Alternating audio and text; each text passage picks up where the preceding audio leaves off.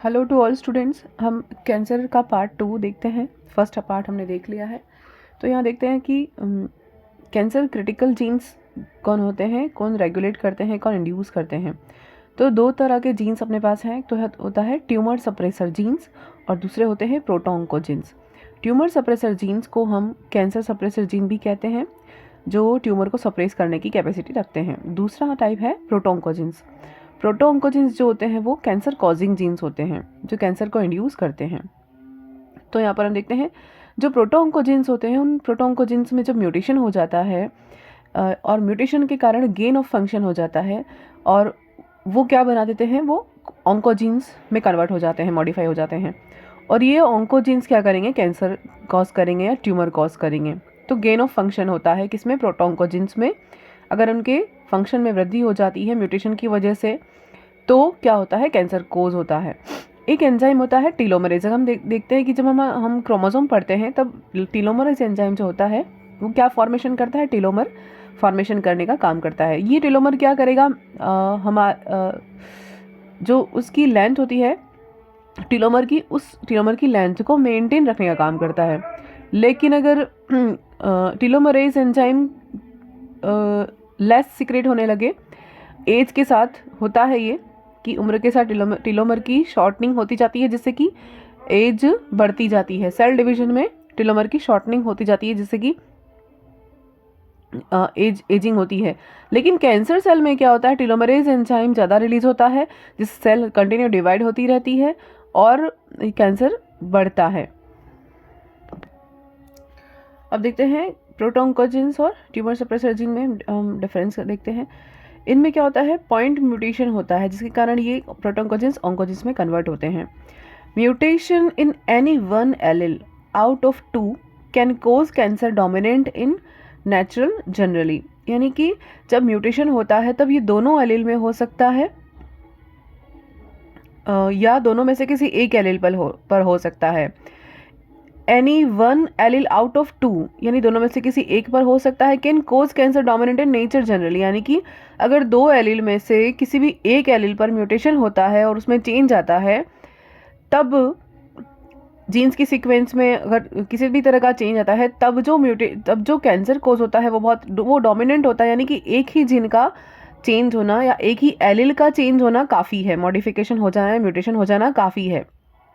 दोनों एलिल को खराब करने की आवश्यकता नहीं पड़ती।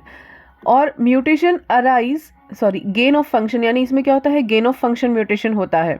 फिर mutation arise in somatic cell gradually, ये किस में हो सकता है, सोमेटिक सेल्स में होता है और धीरे धीरे ये बढ़ता है। और ये हेरिटेड नहीं होता, यानी इनहेरिटेड होता है। यानी कि अगर सोमेटिक सेल में होगा तो ये अपनी अगली जनरेशन में नहीं जाएगा, अपनी अगली पीढ़ी को कैंसर कोज नहीं करेगा, कम चांसेस रहेंगे। ट्यूमर सप्रेसर जिनमें क्या होता है कि लॉस ऑफ फंक्शन म्यूटेशन होता है, यानी कि लॉस ऑफ फंक्शन म्यूटेशन होता है। जनरली रेसेसिव इन नेचर, यानी कैसे होते हैं, रेसेसिव होते हैं।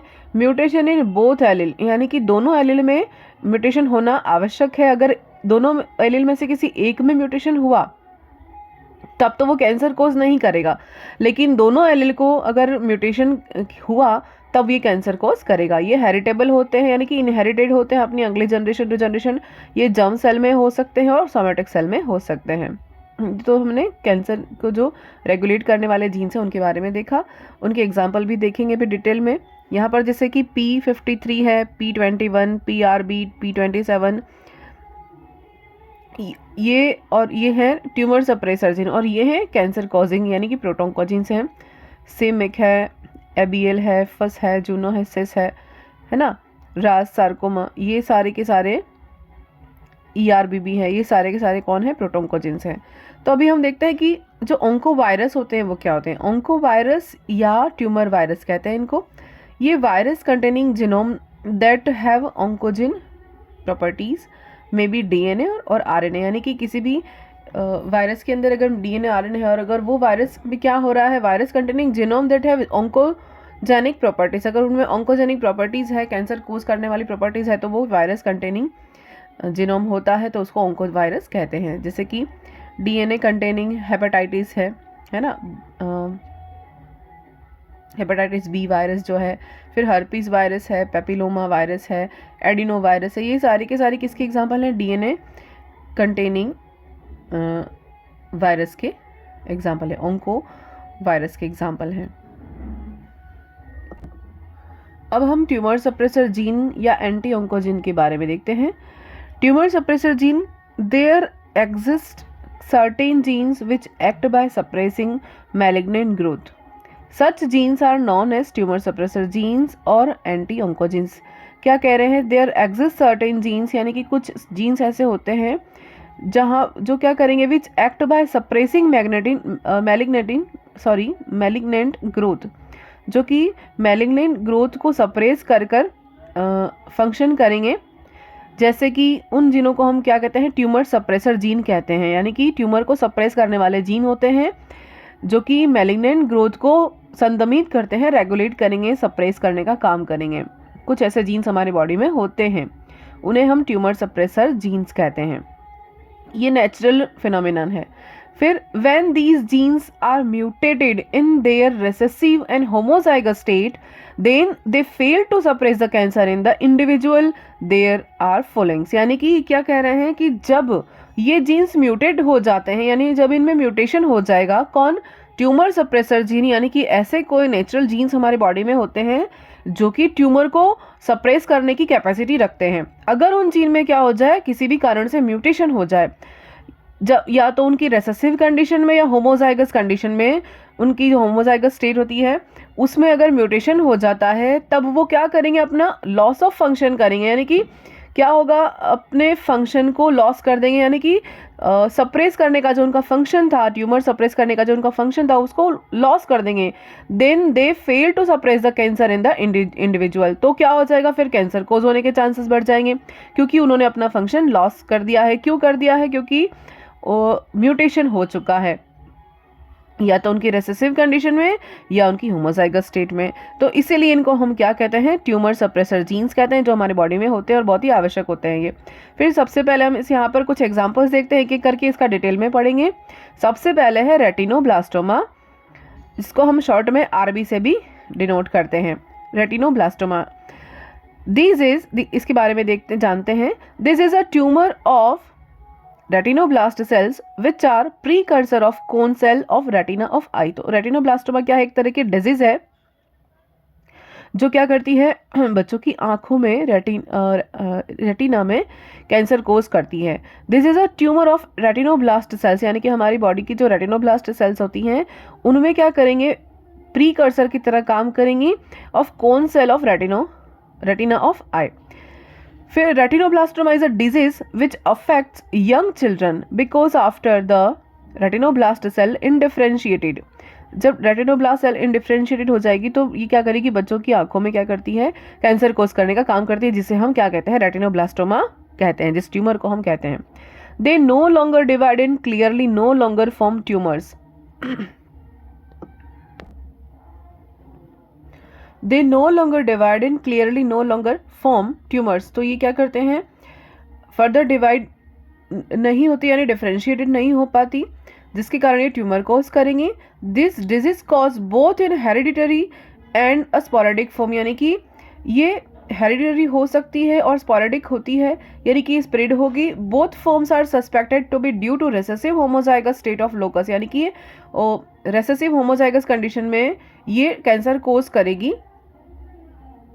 In a hereditary form, individuals inherit one mutant allele, a second mutation results। यानी कि एक में तो हो गया है ना, हेरिडिटरी फॉर्म में क्या होगा? इंडिविजुअल्स में अगर जब ये इनहेरिट होगा तो म्यूटेशन किस में होगा? एक एलील में हो जाएगा, लेकिन सेकंड म्यूटेशन ही उसका रिजल्ट देगा। In the disease in the sporadic form both allele have apparently mutated spontaneously in the somatic tissue of retina, यानी कि दोनों में अगर कैंसर कोज हो जाएगा, जैसे कि हमने देखा कि लॉस ऑफ फंक्शन या ट्यूमर सप्रेसर जीन में क्या होता है? फंक्शन का लॉस कर दिया उसने अपना। क्यों? क्योंकि म्यूटेशन हो गया, लेकिन दोनों एलील में होना कंपलसरी। अभी हमने पढ़ा था लास्ट पेज में कि दोनों एलील में होना कंपलसरी। अगर एक में हुआ तो वो काफ़ी नहीं है, वो कैंसर कोज नहीं कर पाएगा, यानी कि सेकंड जो है वो उसी पर रिजल्ट डिपेंड करेगा। एक एलील में म्यूटेशन हो जाता है और अगर सेकंड में दोनों एलील में अगर म्यूटेशन हो जाता है तो ये क्या सोमेटिक टिश्यू में किसके? रेटिना के, तो ये क्या करेगा, कैंसर कोज करेगा। The retinoblastoma genes has also been implicated in the certain other types of cancer such as sarcoma, carcinomas of the lung, bladder and breast। तो ये जो है डिजीज है वो क्या है, रेटिनोब्लास्टोमा अदर ऑर्गन में भी डिजीज कॉज करने की कैपेसिटी रखती है। कब, जब लॉस ऑफ फंक्शन होता है किसका, ट्यूमर सप्रेसर जीन का, किसका, रेटिनोब्लास्टोमा का। जैसे कि किसी भी जर्म सेल्स में, सोमेटिक सेल्स में, जैसे सार्कोमा हमने पढ़ा, टाइप सार्कोमा किस में होता है, कार्सिनोमा कब होता है ना, तो ये सब हमने पढ़ रखा है। अब देखते हैं जे यूनिस हैं साइंटिस्ट, 1983 में उन्होंने क्या किया, एग्जामिन किया cell from several retinoblastoma patient उन्होंने फाउंड किया, बहुत सारे रेटिनोब्लास्टोमा सेल को यहाँ उन्होंने फाउंड किया और क्या निकाला, क्या कंक्लूजन निकाला, found frequently deleted part of chromosome 13, यानी कौन से क्रोमोसोम के कारण, क्रोमोसोम 13 नंबर जो होता है उसके कारण उसको बार बार डिलीट किया, फ्रिक्वेंटली डिलीट किया। और स्पेशली बैंड Q14 वाले बैंड पर जो क्रोमोसोम 13 फिक्स होता है उस पर उसको बार बार डिलीट किया। उन्होंने क्या नोटिस किया, Yunis notice that the exact point of deletion varied from individuals, यानी कि उन्होंने क्या नोटिस किया, एग्जैक्ट पॉइंट ऑफ डिलीशन जहाँ से डिलीट कर रहे हैं वो वैरी कर रहा है इंडिविजुअल्स में। और ये क्या इंडिकेट कर रहा है, indicating that the phenomenon was due to loss of gene action rather than enhancement of gene activity due to the new placement of gene previously separated by the deleted material. यानी कि इन्होंने क्या identify किया कि ये घटना जो है वो लॉस ऑफ फंक्शन की है, न कि गेन ऑफ फंक्शन की। यानी कि अपना बार बार फंक्शन लॉस कर रहा है कौन, जो मेन कैंसर कॉजिंग सेल है रेटिनोब्लास्टोमा, अगर उसमें म्यूटेशन हो जाता है और वो अपना फंक्शन लॉस कर देता है, उनका जो पर्टिकुलर कार्य है, उनका कार्य क्या है, ट्यूमर सप्रेसर करना, ट्यूमर को सप्रेस करना है, ट्यूमर कॉज करने वाली सेल्स को सप्रेस करना, यानी कि उनके फंक्शन में लॉस कर दिया, तब क्या कॉज होगा, ट्यूमर ग्रो करने का चांस मिल जाएगा, ट्यूमर को ग्रो करने का चांस मिल जाएगा, जिस कारण से इसको हमने क्या कहा, ट्यूमर सप्रेसर जीन कहा है।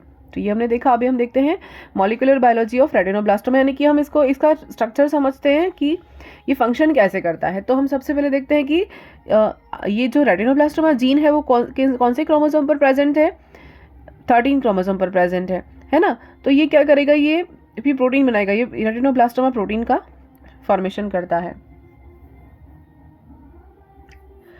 अब सेल के अंदर, न्यूक्लियस के अंदर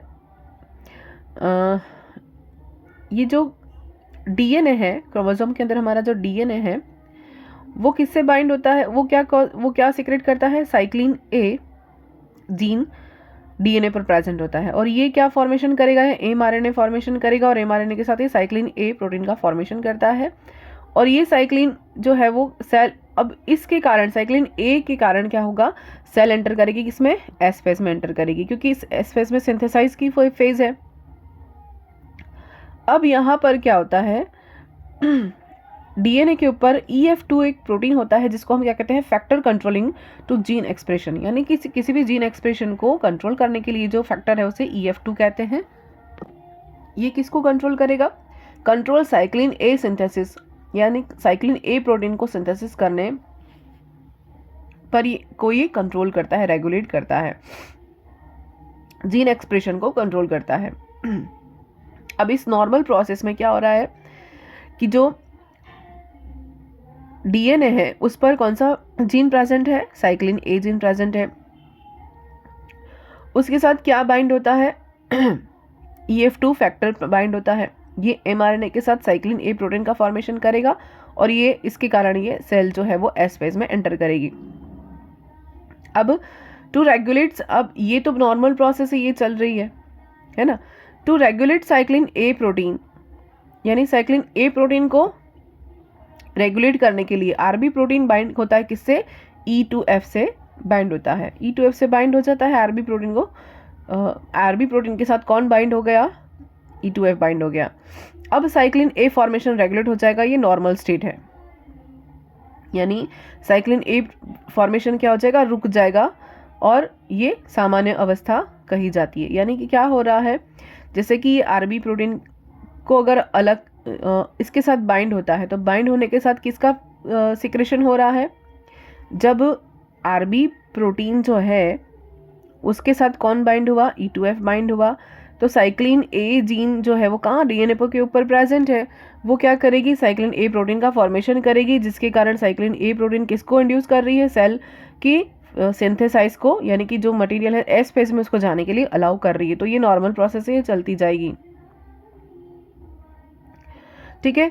और इसको रेगुलेट करने के लिए to regulate cyclin A protein, RB protein किसके साथ? E2F के साथ बाइंड होती है। तो ये बाइंड की स्टेट में है, नॉर्मल स्टेट में है। फिर एक नॉर्मल स्टेट ये भी आएगी कि हमें इसको अलग भी करना पड़ेगा, वरना ये कंटिन्यू डिवीजन होता ही जाएगा, वो फंक्शन करता ही जाएगा। तो इसको अलग करना पड़ेगा, क्योंकि सेल डिवीजन को हमें एक बार रोकना भी पड़ेगा। फिर cell cyclin A formation regulate, ठीक है। तो ये रेगुलेट करता है कौन? E2F। ये E2F हमें बताया कि factor controlling to gene expression, ये क्या करेगा? साइक्लिन ए प्रोटीन सिंथेसिस को कंट्रोल करेगा, ठीक है। तो अब क्या होगा? इन दोनों को सेपरेट करेंगे। जब आरबी और E2F ये इसका साथ छोड़ेगा, E2F अगर आरबी का साथ छोड़ेगा, इनको सेपरेट करेंगे, तब क्या सीक्रेट होगा? तब साइक्लिन डी CDK4/6 काइनेज जो है वो सीक्रेट होगा, और जिसके कारण आरबी प्रोटीन को अलग कर दिया जाएगा, और आरबी प्रोटीन का क्या हो जाएगा? फॉस्फोराइलेशन हो जाएगा। और इसका फॉस्फोराइलेशन हो जाने के बाद ये इनएक्टिव स्टेट में चला जाएगा। ये इनएक्टिव स्टेट में चला जाएगा तो क्या फ्री हो गया? E2F फैक्टर जो है वो फ्री हो गया। ये फ्री हो जाएगा, ये वापस एक्टिव फॉर्म में आ जाएगा, और ये एक्टिव फॉर्म में आने के बाद वापस से साइक्लिन ए और ई सिंथेसाइज करेगा, और ये सेल कहाँ जाएगी? एस फेज में चली जाएगी, ठीक है। ये G1 फेज से एस फेज में चली जाएगी सेल।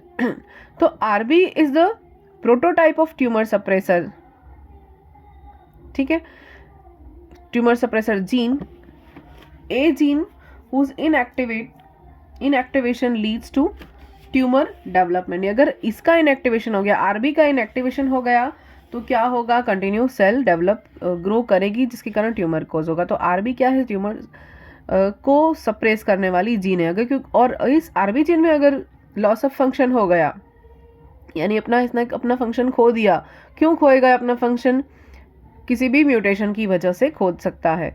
तो अगर उसने अपने दोनों एलील उसके खराब हो चुके, तो काम नहीं करेगा, तो ट्यूमर को सप्रेस नहीं कर पाएगा, और ट्यूमर सप्रेसर काम नहीं कर पाया तो ट्यूमर क्या करेगा? कंटिन्यूसली ग्रो करता जाएगा। RB becomes phosphorylate bye CDK4/6 और साइक्लिन डी। आरबी क्या हो जाएगा? फॉस्फोराइलेट हो जाएगा, किसके कारण? CDK4/6 और साइक्लिन डी के कारण। In these under phosphorylated form, यानी कि जब G1 या G0 फेज में प्रेजेंट होता है, तब RB binds to members of the E2F family of transcription factor. तो E2F क्या है? ट्रांसक्रिप्शन फैक्टर की फैमिली का एक ये है, जीन है, जो क्या करेगा? किससे? आरबी किससे बाइंड होता है? E2F से बाइंड हो जाएगा, which regulate expression of several gene involve in cell cycle progression including gene encoding cyclin E. तो ये हमने देखा कि आरबी जब इससे बाइंड होता है, आरबी किससे बाइंड होता है? ये ट्रांसक्रिप्शन फैक्टर है।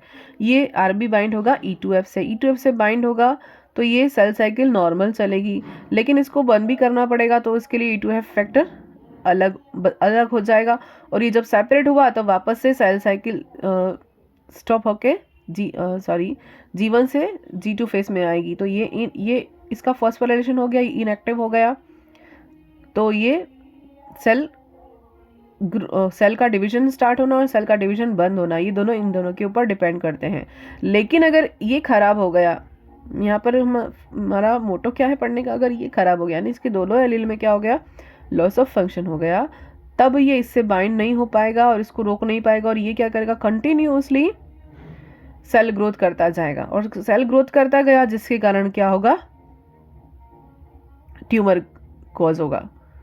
यानी कि आरबी जो है वो रेगुलेट करने वाला है, अगर रेगुलेट करने वाला ही खराब हो जाएगा तो फिर सेल डिवीजन की प्रोसेस को रोकने वाला कोई भी नहीं है, तो सेल डिवीजन की प्रोसेस कंटिन्यू चलती जाएगी, जिसके कारण ट्यूमर कोज होगा। तो ट्यूमर इसको हम किसी भी म्यूटेशन की वजह से हो सकता है। ये किसी कैंसर के जो जीन्स होते हैं हमारे बॉडी में ही प्रेजेंट होते हैं, है ना, अचानक से नहीं होता है कैंसर।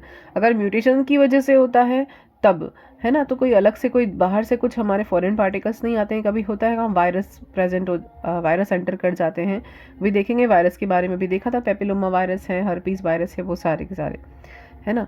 तो ये लॉस ऑफ फंक्शन के कारण होता है कौन, रेटिनोब्लास्टोमा। तो यहाँ तक तो हमने देखा, फिर अभी इसको और कंटिन्यू करते हैं। RB act as a repressor. RB कैसे का फंक्शन कर रहा है, एक रिप्रेसर की तरह काम कर रहा है, एक दबाने वाले की तरह, है ना, सप्रेसर की तरह काम कर रहा है। So that RB E2F complex suppress transcription of E2F regulate genes. यानी कि तो क्या करेगा आरबी, जो E2F कॉम्प्लेक्स बनाए, क्या करेगा, सप्रेस करेगा transcription of E2F regulated gene. फिर तो ये दोनों बाइंड हो गए तो सेल डिवीजन को रोकने का, रेगुलेट करने का काम करेंगे, है ना। Phosphorylation of RB by CDK4/6 cyclin D complex results in its dissociation from E2F which then activate transcription of its target genes. यानी क्या करेंगे, फॉस्फोराइलेशन हो गया आरबी का, है ना। किसके कारण, आरबी का फॉस्फोराइलेशन करने के लिए कौन से एंजाइम आ रहे हैं, CDK काइनेज एंजाइम और साइक्लिन डी एंजाइम, ये कॉम्प्लेक्स बनाता है मिलके। इसके कारण क्या हो जाएगा, E2F और आरबी का डिसोसिएशन हो गया, दोनों अलग हो गए। और उसके कारण क्या हो गया, अभी ये देखा था ना अपन ने कि एक्टिवेट हो गया था, E2F भी एक्टिवेट हो गया था और आरबी इनएक्टिवेट हो गया था। तो E2F एक्टिवेट हो जाएगा तो क्या करेगा, ट्रांसक्रिप्शन चलता जाएगा, आगे बढ़ाता जाएगा, और जिसके कारण क्या होगा, ट्यूमर कॉज करेगा। देखते हैं यहाँ पर एक बार कि ये E2F जो कि DNA के ऊपर प्रेजेंट है, आरबी रेटिनोब्लास्ट सेल भी प्रेजेंट होती हैं, जीन्स प्रेजेंट होता है, ये दोनों बाइंड करेंगे और ये क्या कर रहा है, ट्रांसक्रिप्शन को रिप्रेस करने का काम कर रहे हैं, रिप्रेस करेंगे इस सिचुएशन में। लेकिन ये दोनों आ गए कौन, CDK4/6 दोनों एंजाइम और साइक्लिन डी कॉम्प्लेक्स जो इसके साथ आ गया, इसकी प्रेजेंस में क्या होगा, DNA के ऊपर जो आरबी है और E2F, इन दोनों का कॉम्प्लेक्स टूट जाएगा। तो E2F तो फ्री हो गया, यहाँ रह गया, और आरबी को फ्री कर दिया, आरबी फ्री हो गया, जिसके कारण आरबी का क्या हो जाएगा, फॉस्फोराइलेशन, काइनेज एंजाइम है ना, ये फॉस्फोराइलेशन करेगा किसका, रेटिनोब्लास्टोमा जीन का।